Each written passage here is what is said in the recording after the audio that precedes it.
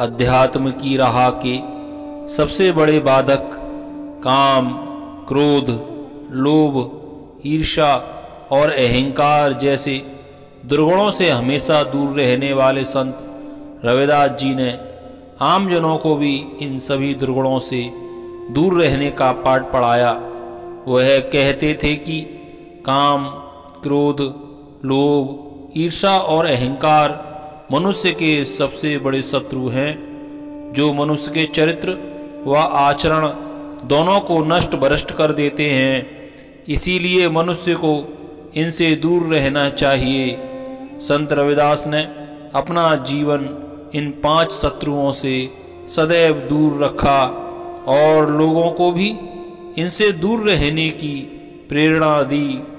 कहते हैं कि एक बार एक साधु उनके पास आया और रविदास जी की विनम्र स्वभाव व भगवत भक्ति से प्रसन्न होकर उसने उनकी दरिद्रता मिटाने की मनसा से उन्हें एक पारस पत्थर देकर कहा कि इसके स्पर्श से लोहा सोने में बदल जाता है।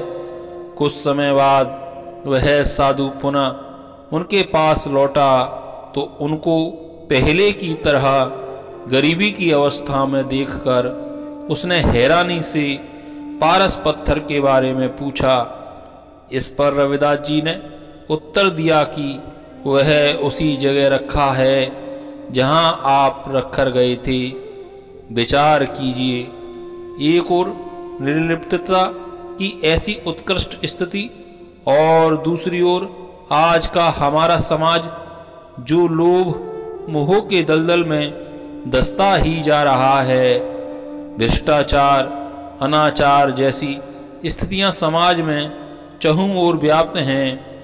मनुष्य की इस लोभी प्रवृत्ति पर व्यंग करते हुए संत रविदास जी ने कहा है कि शरीर यानी माटी का पुतला नाचता दौड़ता फिरता रहता है।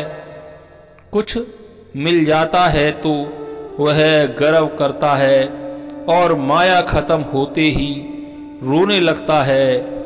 उनका कहना है कि शरीर तो भौतिक वस्तु है, उसे तो एक ना एक दिन नष्ट हो ही जाना है।